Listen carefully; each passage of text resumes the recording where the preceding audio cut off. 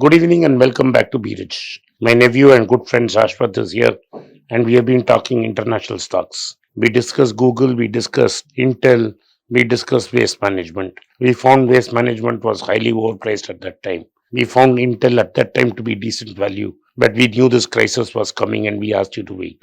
Still, it is wait. The party has just started, it's not ended by any way. We don't know where is the bottom.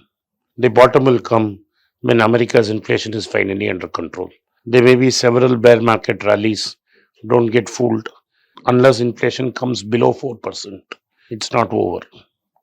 So there will be bear market rallies and they will be sold into and you will get better opportunities. But today I wanted to discuss an European stock. A stock which I have always eyed in India but always found it too expensive. Its PE ratio was above 50 at times, still above 50, and the growth is only 7 or 8%. This is about the company in the Indian market. I am talking about Hindustan Unilever. I always wanted a piece of the Unilever brand, but it's too costly because the price and the amount of royalty that they pay makes it a no-brainer not to buy. It's a high plateau with no possibility of great returns. In between, when Glaxo got a percentage of Unilever stocks, they sold it into the market corrected, but quickly absorbed it back and took it to high plateaus. So the idea was, which I discussed once here, to buy the parent Unilever.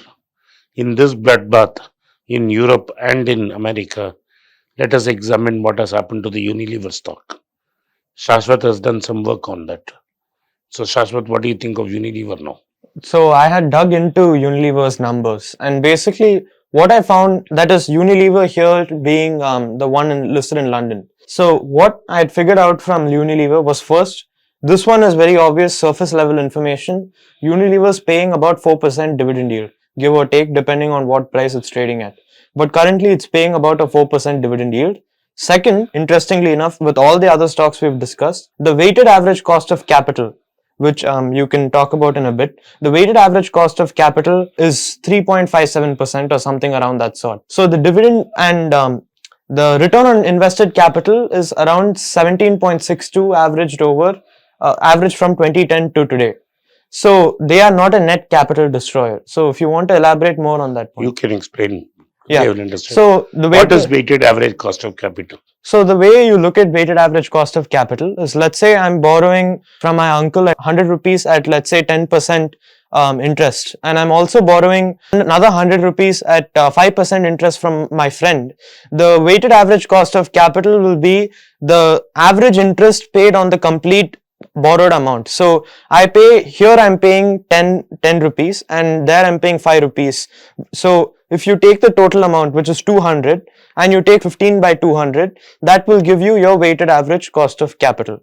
So weighted average cost of capital in a firm will be average from their bonds, from their preferred stock which they've issued, from their debt which they have borrowed from banks. So if I'm... Yeah.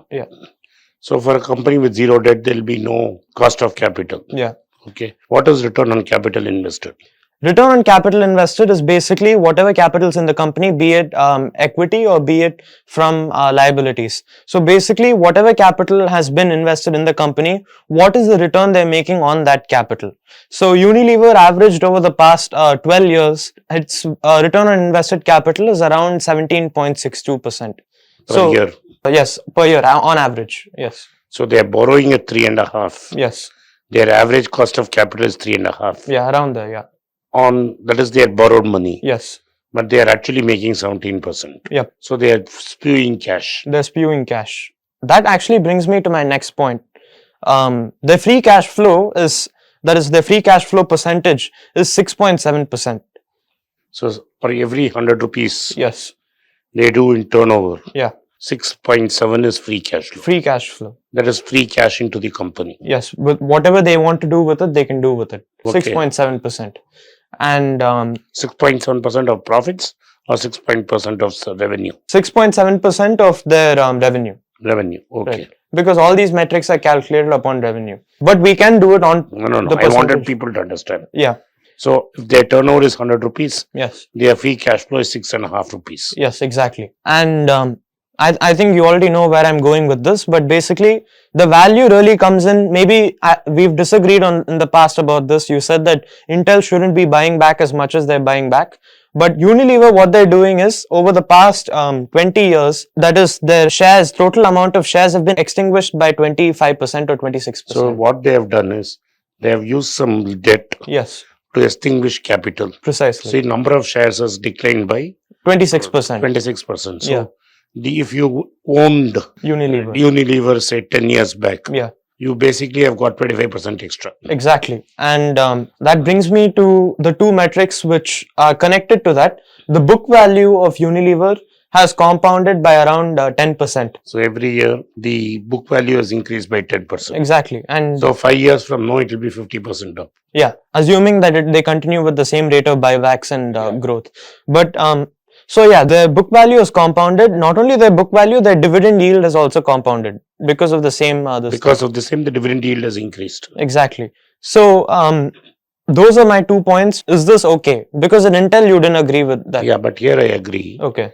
Because their cost of capital is very low. Yeah. And they will have enough free cash flow to pay off the debt. Yes. Yes. Their debt is not many times. It's not. Yeah. That will be limited. Yeah. Debt to equity is around 155%. Yeah. So debt is very low, manageable. Manageable. Yeah. Whereas in Intel it was higher. Yes, it was higher. So they can pay off debt. Yes, they can pay off debt. What they have used is they are giving you dividend and buying back stock. Yes. The difference between Intel and this. Yeah. In Intel, they needed to, instead of giving dividends, they needed to make more new products. Yes. They were at the cutting edge of technology. Okay. So they lost to ARM. Yeah. They lost to NVIDIA. AMD. AMD. They lost to NVIDIA. Yeah. They lost to Broadcom. Yeah. And Apple has said they'll create their own chips. Apple, they'll say. Yeah. But here it's only soap.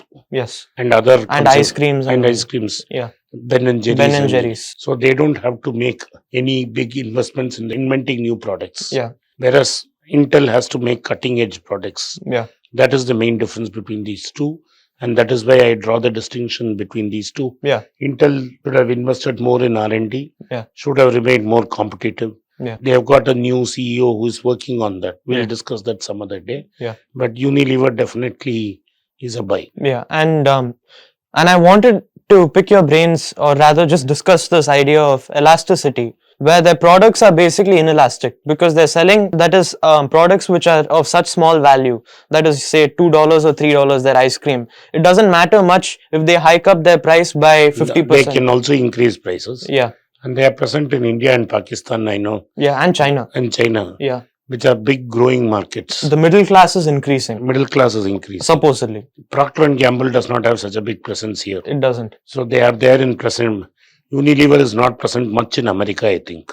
Except Ben and Jerry and other things. So Unilever is sort of present in America. It's not a big player, right? Procter & Gamble there. Procter & Gamble is the dominant. Yeah, in comparison to Procter & Gamble. I'm only, you have to compare apples to apples. Yes. Yeah. So if I had to buy between Procter & Gamble and Unilever, yes, and if you're a long-term investor, Unilever seems to be a great buy. Yeah. And if you sitting in India buy, yeah, you know the rupee is also going to depreciate. Yeah. And if I keep reinvesting my dividends, yeah, it's a great place to be. And that brings me to my next point on its judgment as an investment, because it's a different story when you're sitting in America, but it's a completely different story when you're sitting in India. The base is dollar and rupee. Exactly. So here I'm in rupee, so I'm not out to worry at all.